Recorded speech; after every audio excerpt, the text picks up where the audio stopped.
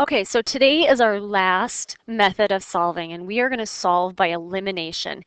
The gist of the program is that you add or subtract the two equations together so that one of the variable drops out, becomes zero, so you can solve for the single remaining variable. Because really the issue with solving these systems is the fact that we can't handle two equation problems. We need, or two variable problems. We need one variable.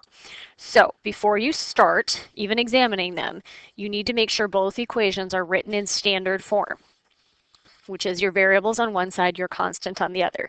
So I've created a flow chart for you. So look at both equations. Do you have opposites? The math term here is additive inverses. So for example, do you have negative 6x and 6x in each of the equations? So for example, do you have an equation like 3x minus 4y equals 12 and negative 3x plus 7y equals minus 5? In this situation, if you examine these, you see that right here you have opposites. And if you were to add these together, 3x plus negative 3x is 0. This becomes 3y is equal to 7. You could go ahead, solve for y. So we said yes, we have opposites. We added them together. Now you could solve the remaining one variable equation once you know what y is. And you're going to substitute that answer back into one of the originals and solve for the remaining variables, just like we did with substitution. So once you have it down to 1, it follows the same pattern as the substitution. However, things don't always work out that easily. So sometimes we don't have opposites.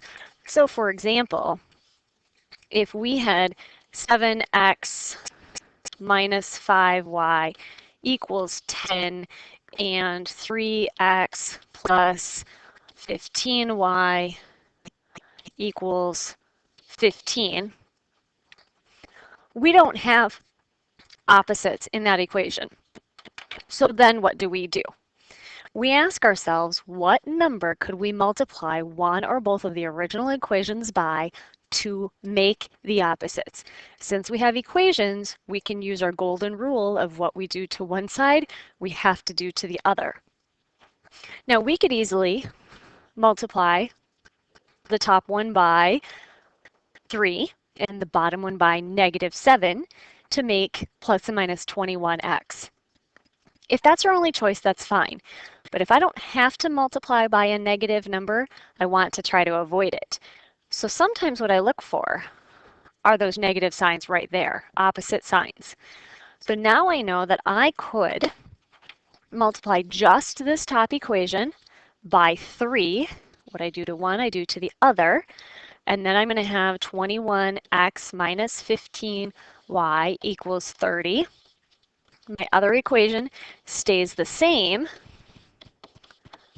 And now when I add them together, these will drop out.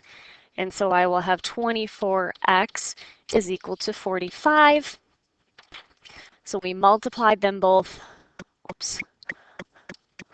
We multiplied them both together, one or both sides, to create those opposites. And what happens now is you go from this point back to this side of the flowchart and continue following it down. Now, a few notes here at the bottom to just kind of summarize. If all the variables drop out when using elimination or substitution, the same rule applies. And you are left with a true statement, like 5 equals 5, we have infinite solutions.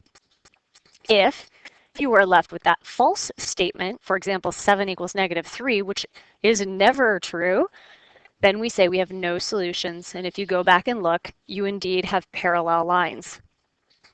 Now, 3 straightforward examples for us. In this first example, when I look at it, I quickly see I have my opposites, and I can go ahead and add. Negative 5r plus 5r becomes 0. 4s plus 13s is 17s. 5 plus 29 is 34. Divide both sides by 17. S is 2. Then we take and we go back, take my S, go to either equation. I kind of like the first one because my numbers are smaller, but it doesn't matter. And substitute that in, and I have negative 5r plus 8 equals 5. Negative 5r is equal to negative 3. R is equal to positive 3/5, and that is a solution to my system. Okay, now the next example, first thing that I have is that my problems are not in standard form. This y is on the wrong side, so I need to subtract 3y first.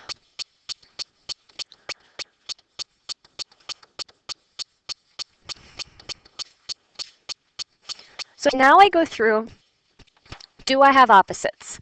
No. Can I make opposites? Well, I could make opposites very easily for my x, but I would have to multiply by a negative, one or the other. It doesn't matter. But if I look over on my y's, I already have those opposite signs. So I'm going to go ahead and change the y's because I don't have to handle a negative. So I could multiply my top by 2 and my bottom by 3 because 3 and 2 both go into 6. So I have 4x minus 6y equals 22. And I have 9x plus 6y equals negative 9. Add them together. 13x, my y's drop out, equal 13. And x is 1. Take that answer, head right back to one of your originals, and say 2x is equal to 3 times, 2 times 1, forgot what we solved for, is equal to 3y plus 11. Negative 9 is equal to 3y. Y is equal to negative 3. And there is your solution. Last example is pretty straightforward also. 30x plus 20y equals negative 80. 5x minus 5y equals negative 5. Pretty straightforward that we're going to multiply the bottom by 4. And so that I have 30x plus 20y equals negative 80 all over 20x minus 20y is equal to negative 20. Now notice how I'm always keeping these very carefully lined up so that I don't lose my place in the problem. And when I solve down, I end up with x is negative 2. Simple substitution, 5 times negative 2 minus 5y equals negative 5. Negative 10 minus 5y equals negative 5. Negative 5y is equal to 5, and y is negative 1. Now, in summary and review of this unit, you always want to make sure you use the best tool for the job. You really have 3 solving tools. You have graphing, substitution, and elimination. Graphing is really an estimate, so we don't consider that a lot of times. But substitution and elimination both give me exact algebraic solutions. So which one do you use when? They both will always work, just might take more fiddling to get it to work. So in example A, I'm going to be pretty inclined to use substitution because this is already solved for y, and I don't have to do any extra work. In the same vein, example B, Both are solved for y, so if it was appropriate, this would be a good graphing solution, but algebraically, this is an awesome substitution problem because I set these two things equal to each other. Now, when you look at C, it's pretty clear there that the only choice is to do elimination. You could do substitution, but you're going to have to handle fractions, and we know that that creates error and extra steps. So that is the lesson. Good luck with your homework.